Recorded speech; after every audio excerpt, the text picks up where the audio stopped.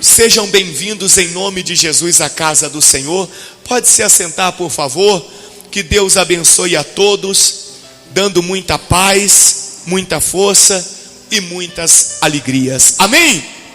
Deixa eu dizer algo especial para você, muito importante. Nós falamos um pouquinho aqui na semana passada sobre a importância de uma pessoa estar sempre com a presença de Deus na vida dela. E hoje eu complementava com as pessoas o seguinte: não somos nós quem escolhemos Deus. É Deus quem escolhe estar ou não estar conosco.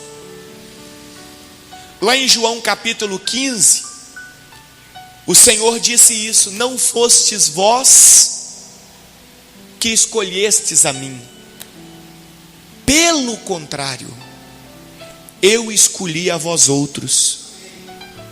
Então é Deus quem escolhe as pessoas, porque Ele é o grande, nós somos os pequenos. Ele é o forte, nós somos os fracos. Agora, quando é que uma pessoa escolhe estar perto de você? Vou dar um exemplo fácil para todo mundo entender. Você já viu que tem gente que quando está chegando na sua casa ou no seu trabalho, pelo fato de você não ter nenhum prazer da companhia daquela pessoa, de estar perto daquela pessoa, você percebe que quando tem alguém desse tipo chegando, você logo olha de longe e fala: nossa, já vem fulano, eu não suporto ele, eu não tenho prazer na companhia dele. Eu não tenho prazer na companhia dele. Ele é chato, ele é desagradável, ele é assim, ele é assado, enfim. Infelizmente existem pessoas desse jeito. Em contrapartida, existe pessoa que quando fala para você que ela vai na sua casa, ou que ela vai lá no seu trabalho, no seu comércio, que ela vai te visitar, só falta você soltar foguete, porque você tem prazer, alegria, satisfação na companhia, na presença daquela pessoa. Então você compreende comigo que existem pessoas que você tem prazer na companhia dela, na presença dela, e existem pessoas que você não tem prazer, não quer estar com ela. E Deus é assim. Que isso, Bispo Paulo?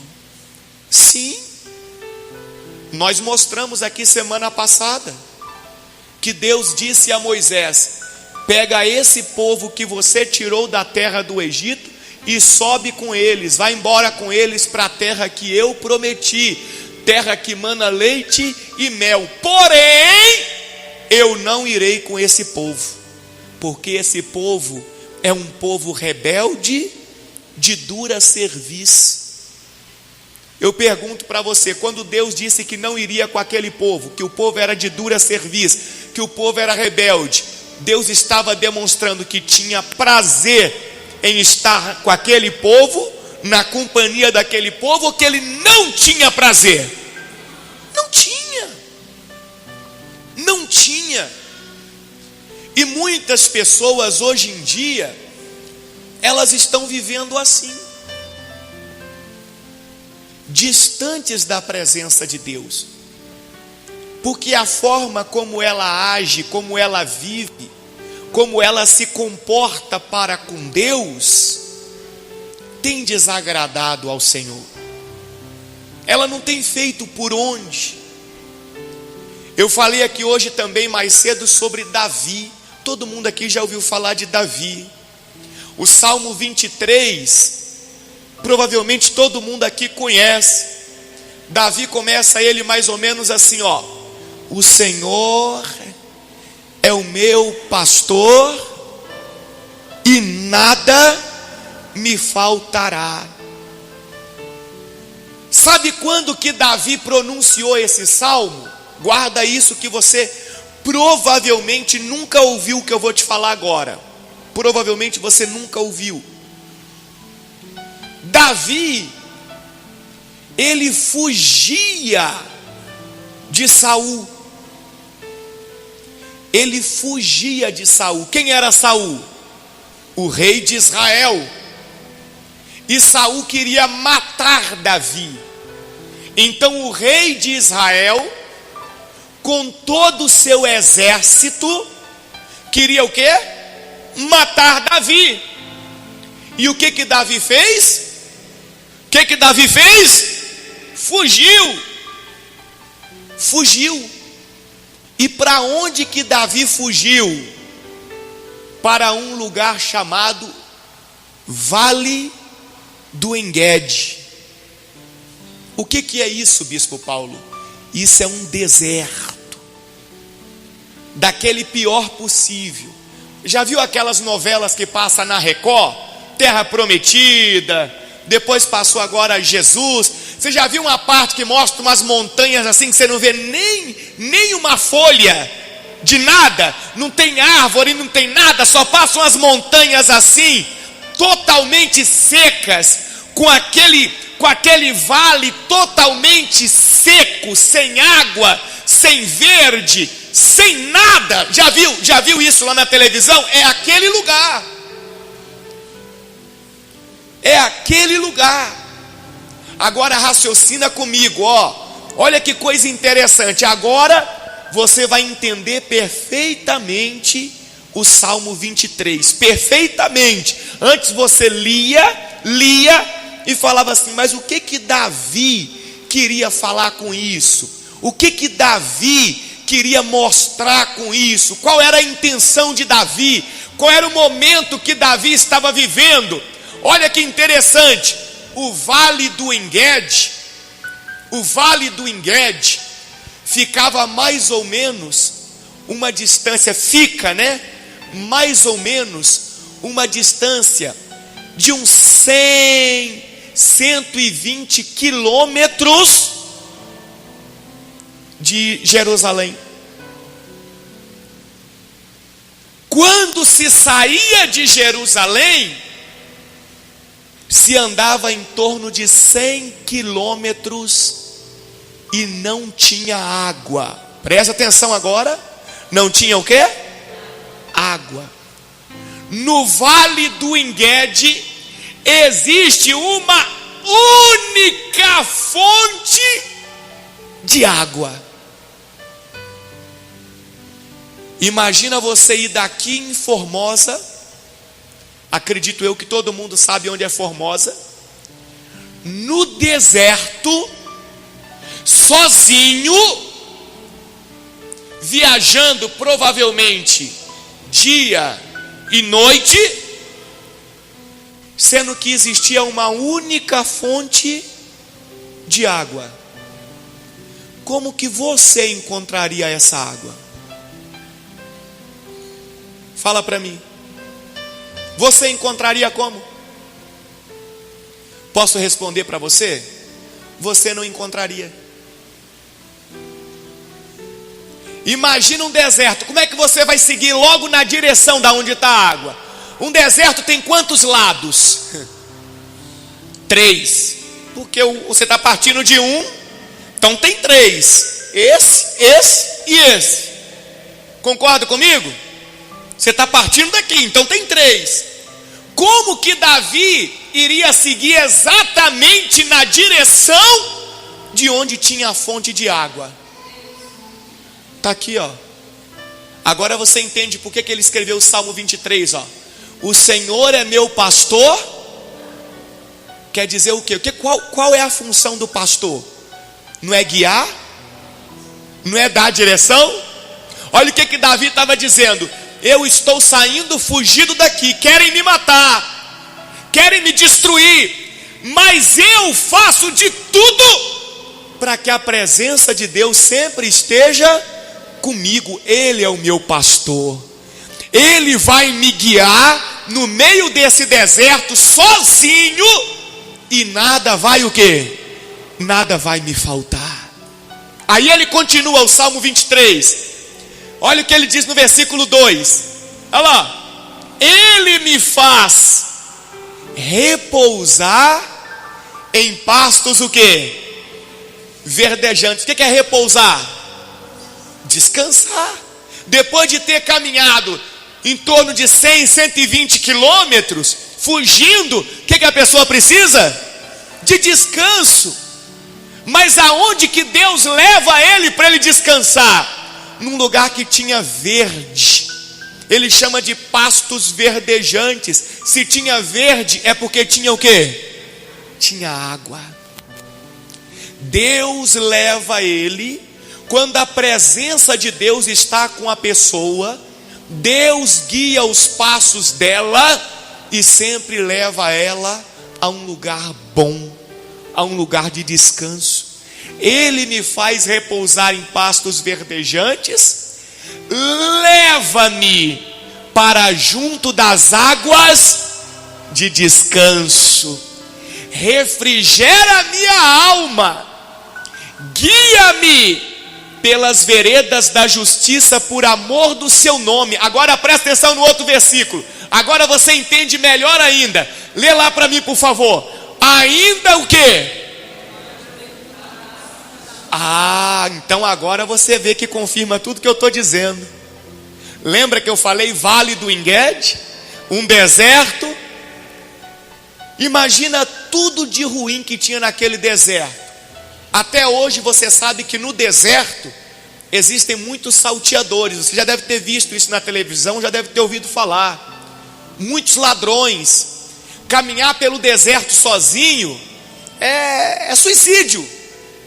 É suicídio, porque existem muitos ladrões, existem animais ferozes, animais peçonhentos. Imagina Davi sozinho, andando no meio daquele deserto, cercado por animais ferozes, cercado por ladrões, por salteadores, cercado por cobras, por tudo que não presta.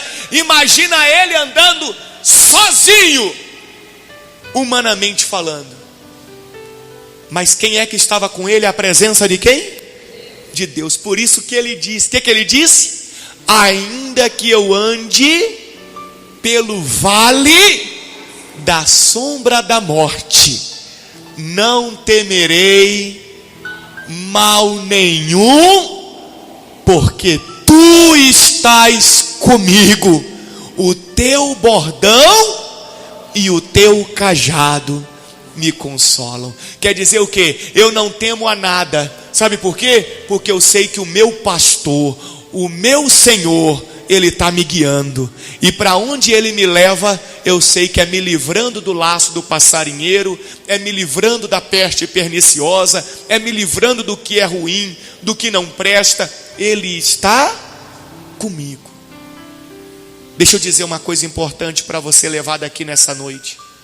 Nada nesse mundo pode ser mais importante para você do que a presença de Deus na sua vida.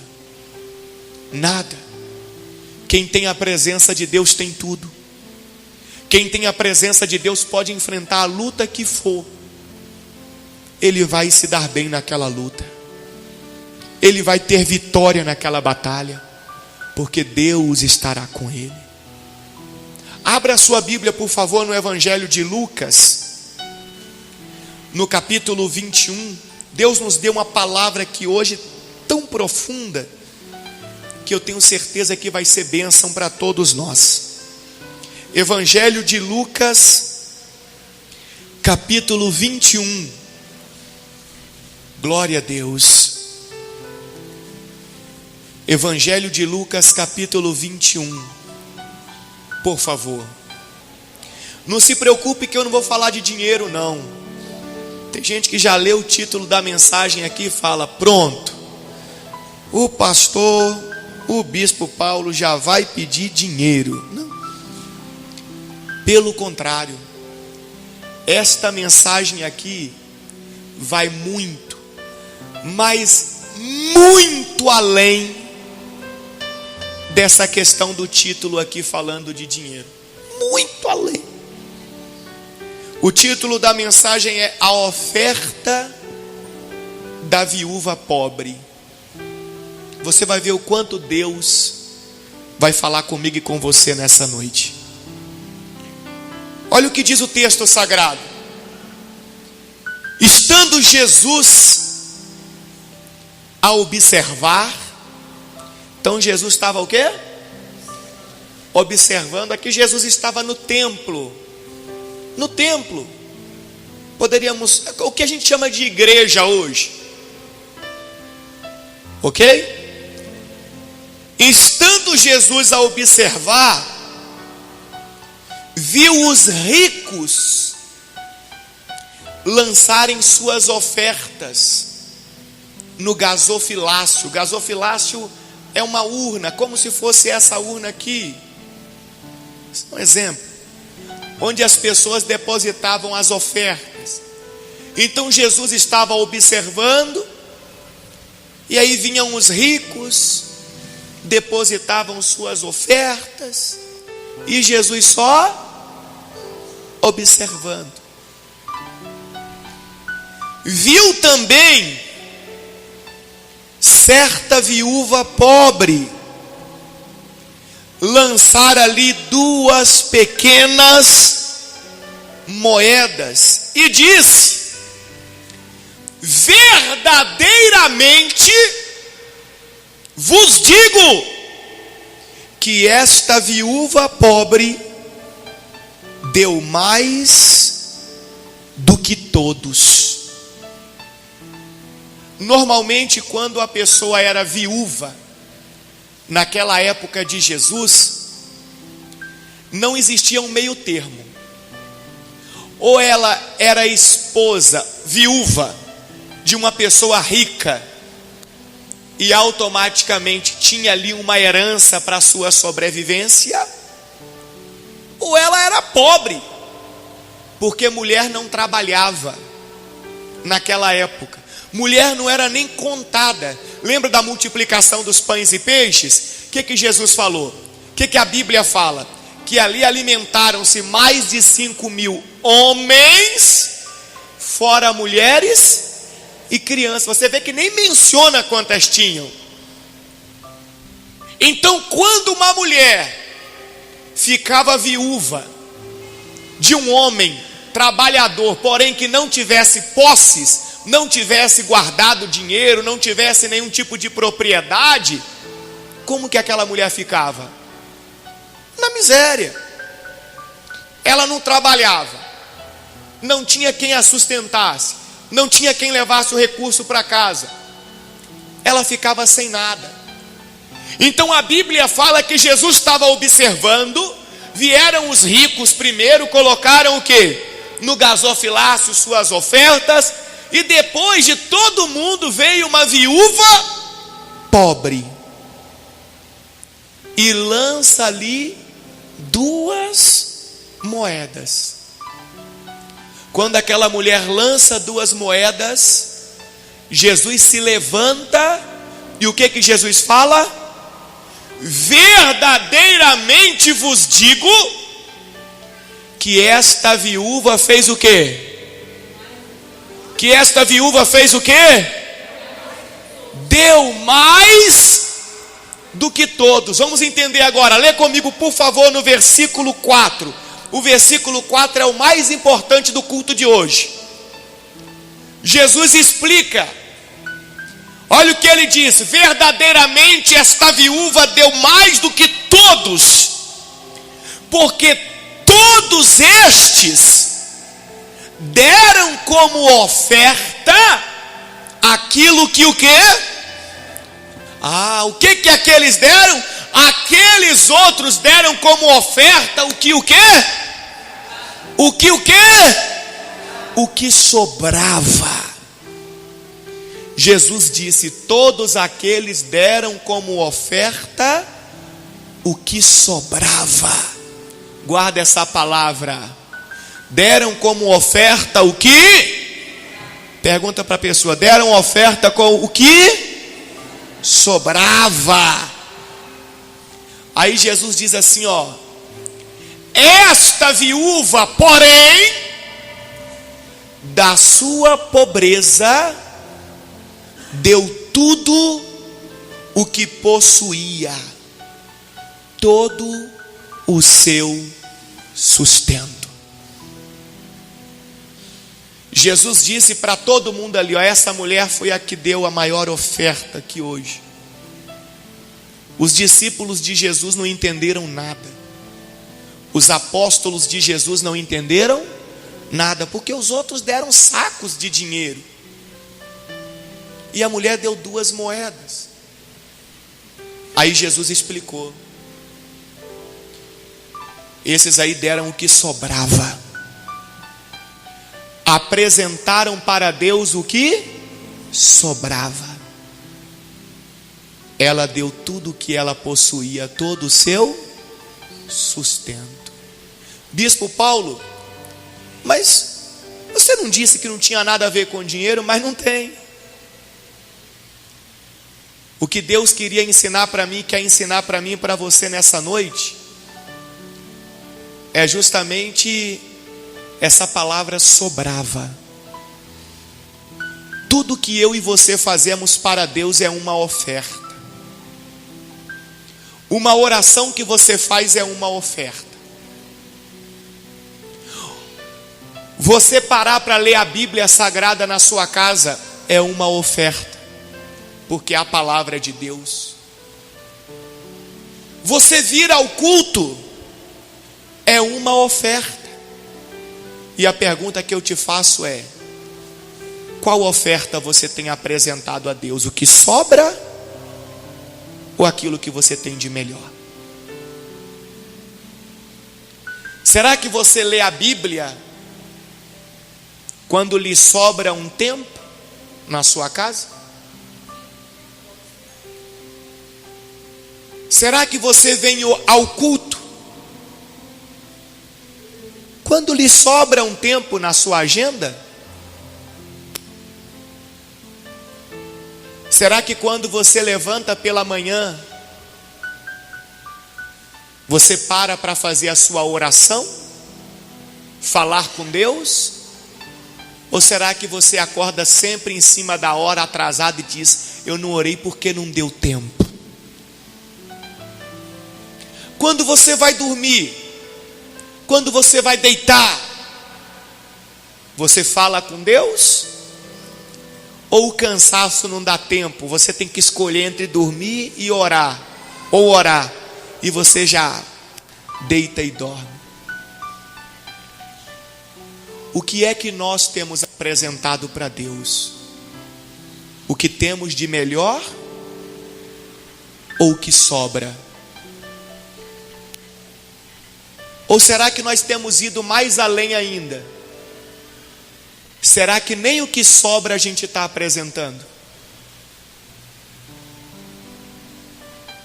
Será que o tempinho que me sobra, estamos falando de sobra, hein? Será que o tempinho que me sobra, eu separo ele para Deus ou eu invento alguma coisa para fazer? Estou falando de sobra, não estou nem falando do melhor. Agora, engraçado, quando nós pedimos alguma coisa para Deus, você pede o que sobra? Nas suas orações, quando você está precisando muito de uma bênção, você ora assim, não é? Senhor, ô Senhor, abençoa todo mundo da terra, o que sobrar o Senhor dá para mim. É assim que você ora, não é? Não. Ninguém ora assim.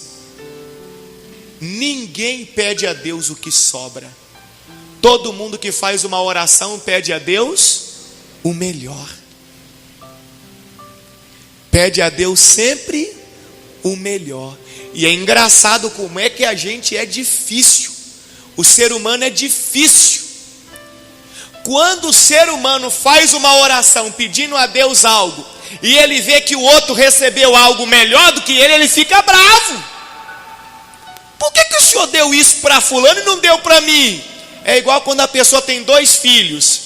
Quem tem 2 filhos aqui sabe como é que é. Se der algo para um e der diferente para o outro já fala, por que deu melhor para ela?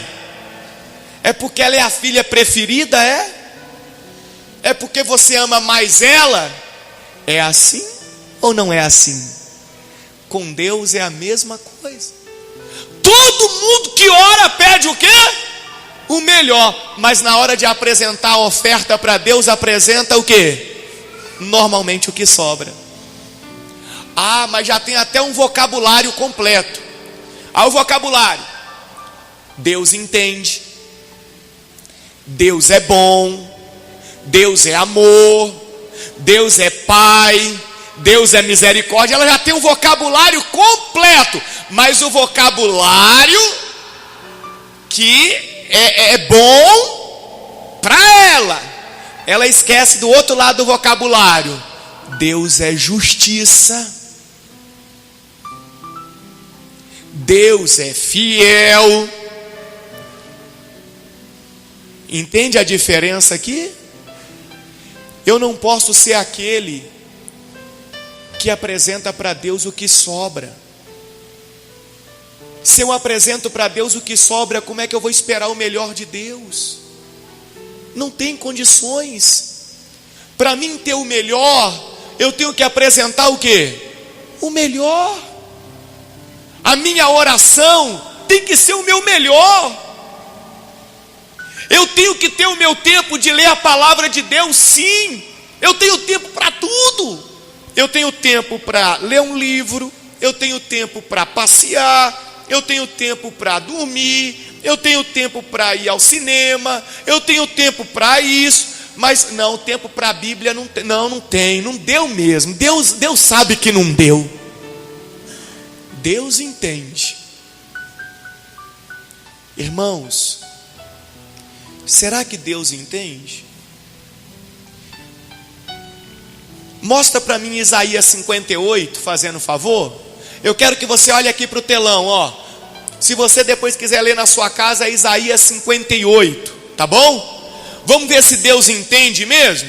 Como é que Deus olha para nós? Como é que Deus enxerga cada um de nós?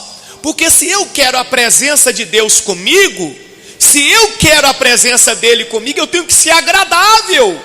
Se eu só apresento para ele o que sobra, eu estou sendo agradável? Não.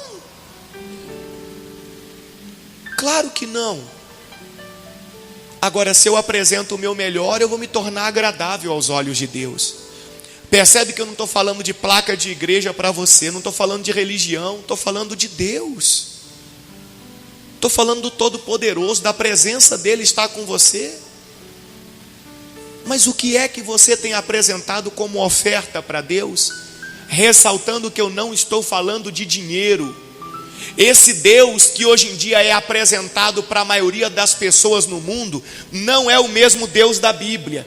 Porque o Deus que normalmente está sendo apresentado para as pessoas no mundo é um Deus do dinheiro, que você tem que pegar muito e dar para ele, dar na igreja, para ele fazer alguma coisa na sua vida. Isso é mentira, esse não é o Deus da Bíblia.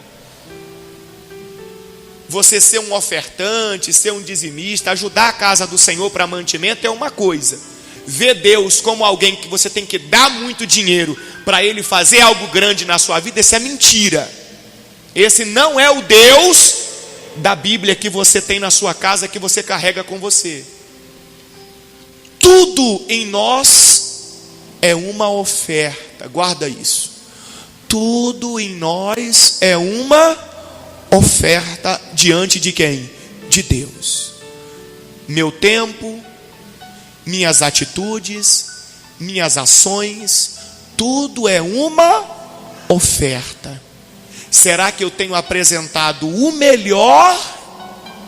Ou será que eu tenho apresentado o que sobra? Lá em Isaías 58, Deus fala comigo e com você, ó.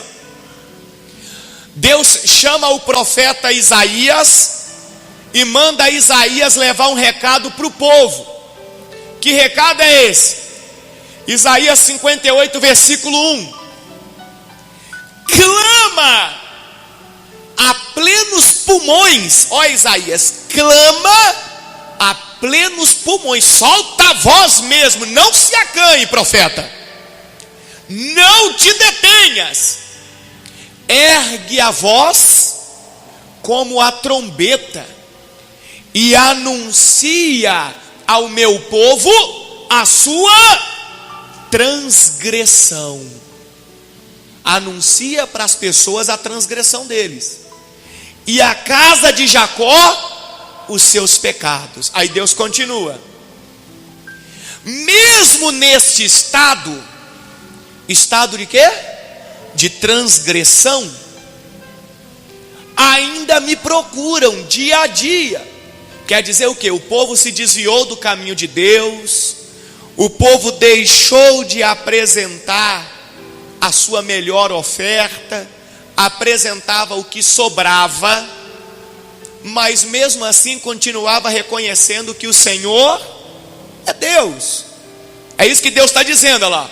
Mesmo nesse estado, ainda me procuram dia a dia, tem prazer em saber os meus caminhos. Quer dizer o que? Ela respeita a minha palavra, meus ensinamentos, não obedece, não faz, mas respeita, tem prazer em saber os meus caminhos, como o povo que pratica a justiça e não deixa o direito do seu Deus.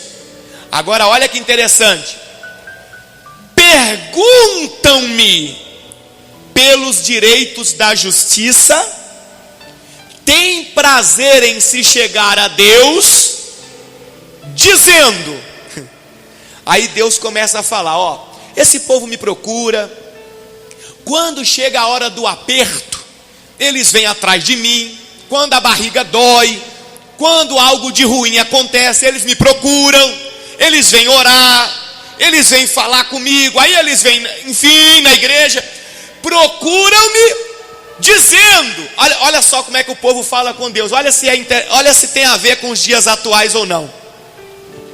Por que jejuamos nós e tu não atentas para isso?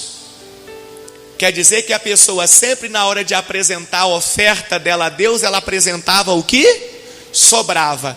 Mas na hora que a situação aperta, aí ela começa a jejuar, orar. Já viu que tem gente que fala, vou jejuar 7 dias, só pão e água, não vou comer mais nada, e Deus vai me abençoar, porque a minha vida tem que mudar, porque Deus vai me ouvir, eu vou orar essa semana toda de madrugada, ai, Deus vai me ouvir. Olha lá.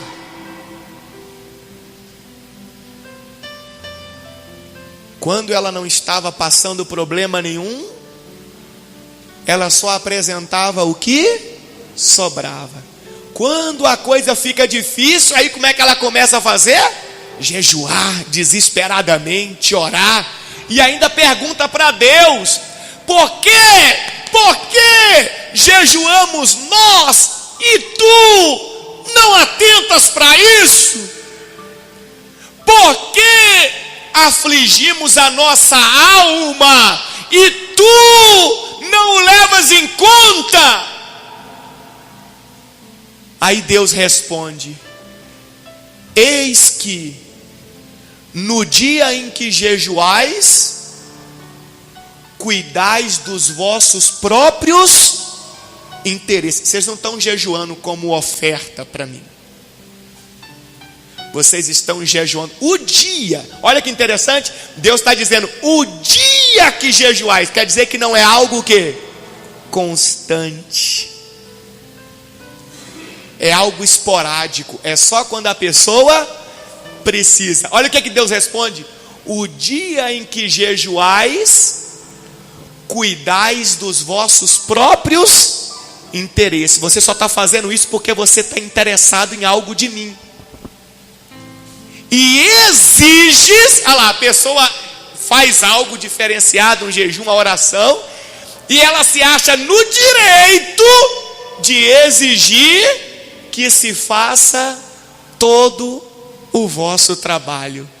Então ela fala: não, porque eu estou jejuando, tem 21 dias só comendo legumes, então Deus tem que me ajudar, Ele vai me ajudar. Como se ela estivesse exigindo que Deus resolvesse o problema dela. Só que na hora de apresentar a oferta, ela apresentou o que mesmo? O que ela apresentava? O que aquelas pessoas no templo apresentaram? O que sobrava. É isso que eu e você temos que começar a olhar em nós. Será que nós apresentamos para Deus o nosso melhor? Ou será que nós apresentamos a Deus o que sobra? Será que nós só viemos à igreja quando sobra tempo? Ou será que nós temos um compromisso com Deus de estar ali frequentemente? Será que nós só oramos quando sobra tempo? Será que nós só lemos a palavra de Deus quando sobra tempo? Ou será que nós temos um compromisso firme com o Senhor? Independentemente da situação que estejamos vivendo. Como é que nós estamos agindo diante de Deus? Então lá em Lucas 21, olha lá, aqui em Isaías versículo 4, 58 versículo 4. Eis que jejuais para contendas e rixas, e para ferirdes com punho iníquo. Jejuando assim, ou seja, desta maneira, pelo seu próprio interesse, e não como uma oferta especial, agradável a Deus, jejuando assim como hoje, não se fará ouvir a vossa voz no alto. Então quer dizer que a pessoa, na hora do desespero, começa a fazer algo diante de Deus, por causa de um problema, por causa de uma situação. Deus está dizendo que a voz dessa pessoa não vai ser ouvida no alto. Não vai. Estar com Deus é um relacionamento. Um relacionamento, ele não pode viver de momentos. Um relacionamento é construído dia após dia, atitude após atitude.